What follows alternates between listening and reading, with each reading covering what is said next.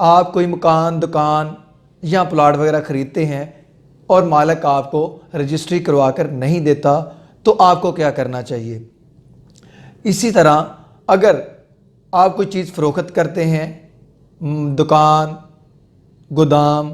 Plot یا مکان، تو آپ کو خریدار جو ہے وہ بقیہ رقم ادا نہیں کرتا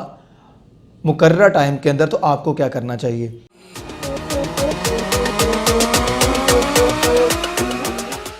بسم اللہ الرحمن الرحیم۔ السلام علیکم، میں Wasim Shahzad advocate defence lawyer YouTube channel کے ساتھ حاضر ہوں۔ ناظرین، آج ہم بات کریں گے، آپ کوئی مکان دکان یا پلاٹ وغیرہ خریدتے ہیں اور مالک آپ کو رجسٹری کروا کر نہیں دیتا تو آپ کو کیا کرنا چاہیے؟ اسی طرح اگر آپ کوئی چیز فروخت کرتے ہیں، دکان، گودام، پلاٹ یا مکان، تو آپ کو خریدار جو ہے وہ بقیہ رقم ادا نہیں کرتا مقررہ ٹائم کے اندر، تو آپ کو کیا کرنا چاہیے؟ تو ناظرین، پہلے بات کرتے ہیں خریدار کے اوپر کہ اگر آپ کوئی چیز مکان دکان یا پلاٹ وغیرہ خریدتے ہیں تو آپ ایک معاہدہ کرتے ہیں، اقرار نامہ، معاہدہ بیع جسے ہم بولتے ہیں۔ اس میں یا تو آپ مکمل رقم ادا کر کے رجسٹری اپنے نام کروا لیتے ہیں، ایک تو صورت یہ ہے۔ دوسری صورت ہے جو عموماً ہوتی ہے اور ہم کرتے ہیں کہ اگر ہمارا سودا معاہدہ بیع 10 لاکھ روپے میں طے پایا ہے ایک پلاٹ کا،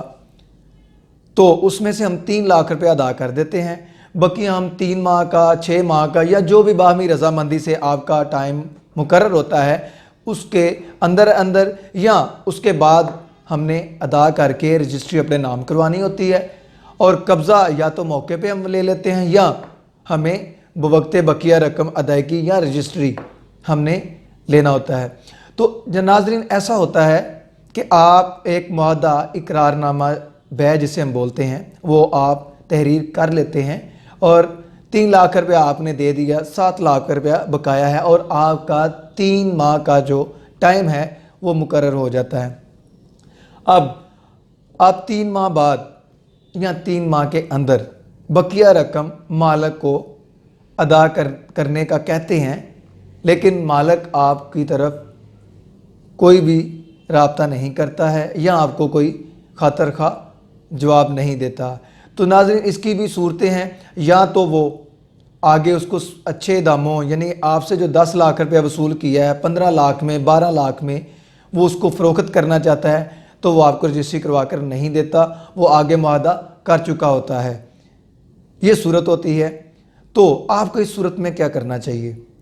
سب سے پہلے آپ کو ایک اچھے وکیل سے رابطہ کرنا چاہیے جو مالک کو ایک لیگل نوٹس دے گا، اور اس کے اندر 15 دن کا ٹائم، 7 دن کا ٹائم یا 1 ماہ کا ٹائم جو بھی مناسب سمجھے وہ اس کو لیگل نوٹس کے اندر دے گا کہ اس ٹائم کے اندر آپ ہم سے رابطہ کر کے بقیہ رقم وصول کریں اور رجسٹری جو ہے ہمارے نام پہ منتقل کریں۔ تو اگر وہ رابطہ نہیں کرتا تو آپ کیا کریں گے؟ ایسی صورت میں آپ دعویٰ تعمیل مختص عدالت کے اندر دائر کریں گے، اور اس کے ساتھ آپ سٹے بھی حاصل کریں گے بذریعہ وکیل، اور بقیہ جو آپ کی رقم رہ جاتی ہے وہ کورٹ کے حکم سے آپ جمع کروائیں گے بینک کے اندر جو سرکاری اکاؤنٹ ہے، اور دعوے کے اوپر آپ کی ایک کورٹ فیس بھی لگتی ہے جو بینک کے اندر جمع ہوتی ہے۔ تو ناظرین، بذریعہ تعمیل مختص آپ جو ہے وہ رجسٹری اپنے نام پہ کروا سکتے ہیں۔ آپ رجسٹری نہیں کروانا چاہتے یا پلاٹ کا قبضہ نہیں لینا چاہتے تو اس کی بھی ایک صورت ہے کہ آپ سوٹ فار ریکوری جو ہے وہ عدالت کے اندر دائر کر کے اپنی جو رقم ہے وہ وصول کر سکتے ہیں، اگر آپ چاہیں تو اس کا انٹرسٹ جو ہے وہ بھی وصول کر سکتے ہیں۔ تو ناظرین، یہ تھی ایک خریدار کی بات جو میں نے آپ کے سامنے بیان کی۔ اب مالک کے ساتھ اگر ایسی صورت آتی ہے کہ وہ پیسے وصول کرتا ہے آپ سے 3 لاکھ روپیہ، باقی 7 لاکھ روپیہ آپ نے ادا کرنا ہے، تو آپ مقررہ ٹائم کے اندر اس سے رابطہ بھی نہیں کرتے، بقیہ رقم بھی ادا نہیں کرتے، تو مالک کو کیا کرنا چاہیے؟ मालिक को भी इसी तरह एक अच्छे वकील से रब्ता करना चाहिए और वो आपको लीगल नोटिस देगा कि आपने मेरे साथ एक मुआहदा इतने में किया, इतना टाइम मुकर्रर हुआ, आपने इतनी रकम अदा की और बकिया रकम जो है वो आपकी इतनी रह गई है, आपका टाइम गुजर चुका है, लिहाजा आप फौरी मुझसे रब्ता करें और अपनी जो रजिस्ट्री अपने नाम पे मुंतकिल करवाएं और बकिया रकम मुझे अदा करें। अगर वो लीगल नोटिस जो आपने दिया है उसका भी रिप्लाई नहीं देता तो ऐसी सूरत में मालिक अपना जो है वो भी तकमील मुख्तस का दावा कर सकता है कि ये मैंने मुआहदा इसके साथ किया है और ये इसके ऊपर अमल दरामद करवाया जाए। अगर वो ऐसा नहीं करना चाहता तो वो उसको मुआहदा लीगल नोटिस के बाद मनसूख भी कर सकता है और किसी दीगर को जो है ना वो फ़रोख्त कर सकता है। तो नाज़रीन, यहाँ पे मैं आपको बताता चलूँ कि जब भी आप कोई मकान, दुकान या प्लाट फ़रोख्त करते हैं तो यहाँ पे रकम वसूली या अदायगी की सूरतें हैं, मैं यहाँ पे बयान करता हूँ। एक नगद है, एक बजरिया चेक है, एक जो बजरिया बैंक है। अब आप जब भी मालिक के लिए है कि जब भी मालिक कोई चीज़ फ़रोख्त करता है तो उसकी रकम वसूल करे तो बेहतर होगा कि वो नगद रकम वसूल करे, चेक की सूरत में कभी भी ना करे या बजरिया बैंक जैसे एक अकाउंट से दूसरे अकाउंट में ट्रांसफ़र की जाती है, ऐसी सूरत में रकम जो है ना वो वसूल करे। क्योंकि अगर वो चेक की सूरत में रकम वसूल करेगा तो चेक कैश ना हो तब भी उसके लिए परेशानी। तो इसी तरह ख़रीदार के लिए भी है कि जब भी वो चाहे नगद रकम अदा करे तो रजिस्ट्री अपने नाम पे करवा ले, या अगर वो फ्यूचर जाके मुआहदा करता है कि मैं मुस्तकबिल में आपको बकिया रकम दूंगा, बकिया एडवांस में अदा कर रहा हूँ, तो इकरारनामा मुआहदा बै लाजमी तहरीर करें। क्योंकि अमूमन ये होता है कि आप नगद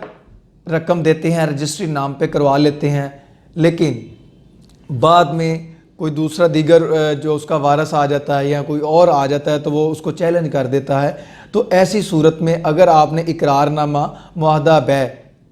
किया होगा तो वो आपके पास एक रकम वसूली की रसीद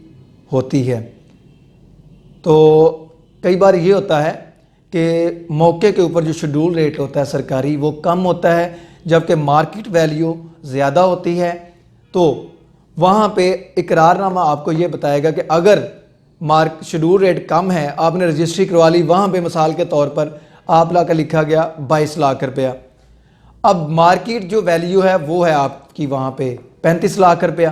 तो ऐसी सूरत में ये भी आपके सबूत आ जाएगा कि आपने इतनी रकम अदा की थी मार्केट वैल्यू के हिसाब से। तो नाजरीन, ये थी सूरतें जो मैंने आपको दो बताई, मालिक के लिए और ख़रीदार के लिए। तो नाजरीन, अगर आपको कोई भी सवाल पूछना दरकार हो तो आप हमसे पूछ सकते हैं, हम कोशिश करेंगे कि आपकी बेहतर रहनुमाई कर सकें। नाज़रीन, बहुत शुक्रिया। अल्लाह हाफिज़।